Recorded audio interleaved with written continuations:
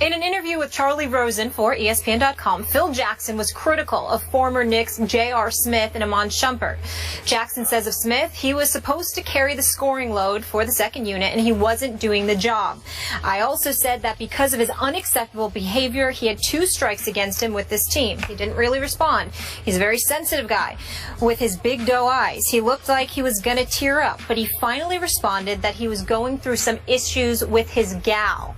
Jackson added the following on Shumpert. I like Shump, but he has a very loud, big personality. It was difficult for most of the other guys to deal with, especially if things don't go well for him or the team. Now, Jackson traded Smith and Shumpert to the Cavs in January.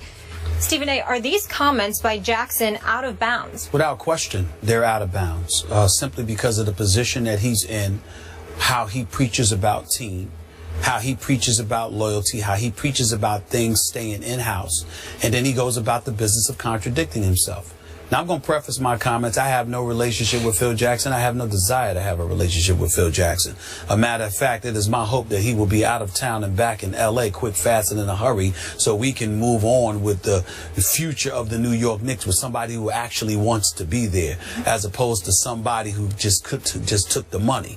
Not to say that he hasn't made decisions that are going to help the Knicks down the road, but nothing immediate. I just don't think his heart is in it, and that is that. Having said all of that, if I were to ever have a relationship with Phil Jackson, that ship sailed when he wrote the book the last season, following the Lakers 2003-2004 campaign, when he talked about Kobe. Yeah, Kobe's my man. I got love for him. But the fact of the matter is that has nothing to do with it. Because Kobe can get on anybody's damn nerves at a particular moment in time, and that's the way that he is. What you don't do, what you should never do, what even somebody like me who's in the media would never do, is take private comments and private situations involving any player and publicize them. And I'm a media member. Who the hell is Phil Jackson to do that? Phil Jackson was the head coach of the Los Angeles Lakers, retired, and then wrote a book highlighting stuff to admit Kobe was uncoachable. Kobe, was complaining during the Eagle County, Colorado trial. Yep. He was complaining about the plane that he was flying, etc. He was revealing personal things that no coach, present or former, no executive, present or former, has any business, disseminating about a player. So here we are, we fast forward, thinking that the Zen master himself has learned the error of his ways. And it's like 10, 11 years later. And now you talk about J.R. Smith. Do you sit there and say he was difficult and leave it at that? No. Do you say he wasn't for our team? No. You sit there and talk about his big doe eyes, how he's sensitive, and then said he has a problem with his gal. His girl. That's personal. And for Phil Jackson to do that, wrong. To be quite honest with you, not only is it wrong, he comes across as incredibly untrustworthy. And that's sad that a grown man, 70 years of age, can be accused of being untrustworthy in this day and time. It's really sad.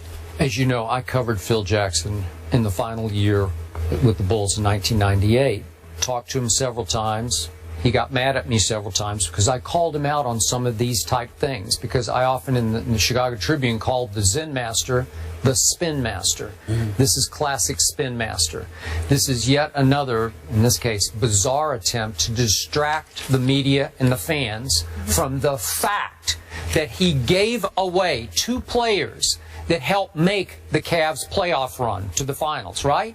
They stole those 2 players because he just gave them away. How can you justify that?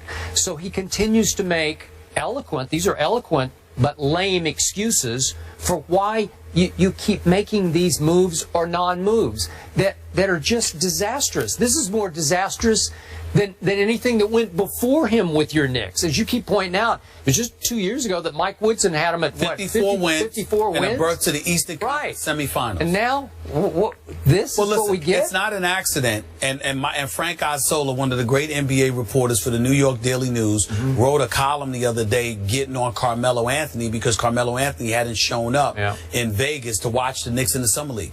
Maybe, just maybe, Carmelo Anthony didn't want to show up because he didn't want to be around Phil. I'm just speculating. I have no knowledge of that. But based on this kind of stuff, that's not good. I mean, this is why are you going to bring up J.R. Smith's personal business? For what? I leave you with this. Remember what Don Corleone said to Sonny? Never tell anyone outside the family what you're thinking. Just creates problems. Up next, the rumor on the street was CP3 and DeAndre Jordan had some beef. They say not so much. We'll have the real story on the other side of the break.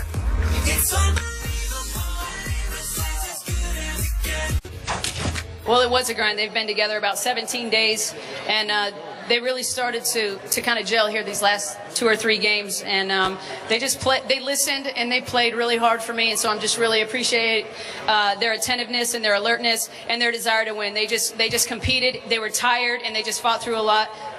So all the credit really goes to them. Becky Hammon led the Spurs to the Vegas Summer League title last night with a 93-90 win over the Suns. Hammon already made history as the first female head coach in NBA Summer League. The Spurs lost the opener to the Knicks and then reeled off 6 straight victories. Last year, the Spurs made Hammon the first female full-time assistant coach in league history. Could you see Hammon as an NBA head coach, though, Skip? Stephen A. Smith, I'm going to preface this by saying what I'm about to say, I'm not going to say just because it's the right thing to say. I have come to believe with all my heart and soul, watching closely Becky Hammon now for several years, that she is very capable of being a very good head coach in the National Basketball Association. Now, would one owner give her a shot? I would hope so, but maybe not. Will it require that Becky Hammon go coach a college men's team as a stepping stone to prove that she would be ready to coach an NBA team? Maybe so. All I know for sure is I watched a lot of the Spurs Summer League games. She was commanding. Those players responded to her. Coach Popovich, and she has his blessing, which is a big start here in this league, did not hesitate to name her the head coach of the Summer League team. And in the huddles we saw last night, I loved how she took over the huddle. I loved what she said when she snapped at the players for getting a little too cute with their play on the court. I loved how the players responded to her. I think she could do this because I think I know she was a very good point guard. I don't know if you followed her career in the WNBA. Yes. But she was 2 times first team all WNBA, 2 times second team all WNBA. She is second all time in WNBA 3-point makes. She is second all-time in free throw percentage at 89.7. So the 2 things that the Spurs value most, 3-point shooting, free throw shooting, she was not good, she was great at.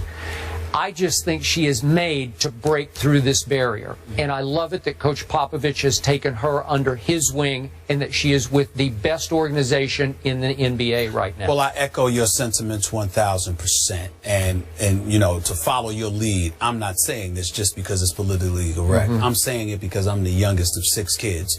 And I have 4 older sisters, and I was raised by 5 women. And so I know the power of women and the kind of influence that they can have. The bottom line is this: you're not asking her to go out there and play against dudes 6'8", 250 and beyond and all of that other stuff, because that's a different debate. But in terms of her acumen, her intellect, her intelligence, her knowledge about the game of basketball, her ability to teach it, to enforce those teachings, and to galvanize the troops that she's been assigned to coach, I don't think there's any question that she could do the job. I will say this, however: the biggest reason I don't have any doubts about her is because of Popovich. He's no nonsense. He's not in the publicity stunts. He could give 2 cents about that. I agree. And I've said this, and I've repeated this, and you know this, Skip, about me. I've repeated this affectionately about Coach Greg Popovich for many years. I think he's one of the biggest phonies you can find, because he's, no matter how acerbic he may come across from time to time with his on-court interviews, I am here to tell you he is one of the nicest, most decent people you will ever encounter. He's just not about about the BS. He's not about nonsense. He's as real as they come. And it's a reason that players love playing for him. You don't hear too many people speaking against him. Even on rare occasions when it happens, it is always flummoxed with respect for the man. They just disagreed with a decision that he made, a la Steven Jackson, you know, in competition with Manu Ginobili or whatever the case may be. But in the end, when you think about the first-class organization, the gold standard that is the San Antonio Spurs, and the face of that organization being somebody like a Greg Popovich, and you couple that with the Tim Duncans, with the Tony Parkers, with the Manu Ginobilis, and the respect, the conspicuous respect that they have and they display for her, and they always have from the time she was a volunteer on the bench to the time that she got hired last August as a full-time assistant. You don't harbor that level of affection and respect for somebody who can't do the job. That is correct. And if you are Greg Popovich, a 5-time champion, if you are Tim Duncan, a 5-time champion, if you're Manu Ginobili and Tony Parker, 4-time champions, and you feel that level of respect for this lady, there is something to that. There is. And so for me, I never questioned it. And so when I watched her, you know, last night and throughout this summer league coaching the way that she did, I wasn't surprised at all, because I see pretty much everybody from that Spurs tree being very, very similar. And that is a good thing. So I'm happy for her. And I do believe that somebody will take a chance on her. There's not going to be... Do you think so? Is that realistic? I think it's realistic, because at the end of the day, if somebody can do it, somebody can do it. And not only that, in this PC world that we're living in this day and age, as much as it is to our dismay from time to time, because it might dilute realness or squash realness, and you know, people like myself and Skip, we just don't really care for the most part, because we're going to try to be as real and authentic as we can be, because I ain't changing, I can tell you that much. The bottom line is this: if you have somebody in that position who happens to be a female, you don't have to talk about what's politically correct or what's appropriate or whatever the case may be, when the walking embodiment of it happens to be an authoritative figure. It sort of makes the world easier. You understand? Because it forces you to pay attention to something you otherwise wouldn't, because isn't normal. It's an aberration. So you have to adapt and you have to adjust. And I think it helps us all. So I'm sincerely hopeful that she does get an opportunity. I think that she will.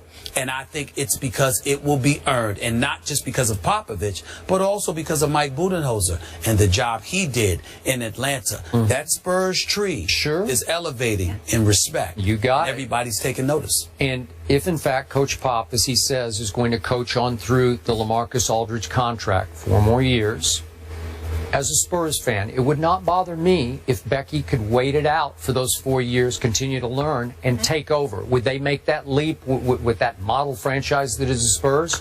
Wouldn't bother me a bit. Could be interesting, though. Yeah. We stay in the association. Up next, a team struggling just a bit. Phil Jackson had some choice words about J.R. Smith. He did not hold back. Was it uncalled for? We'll discuss that next.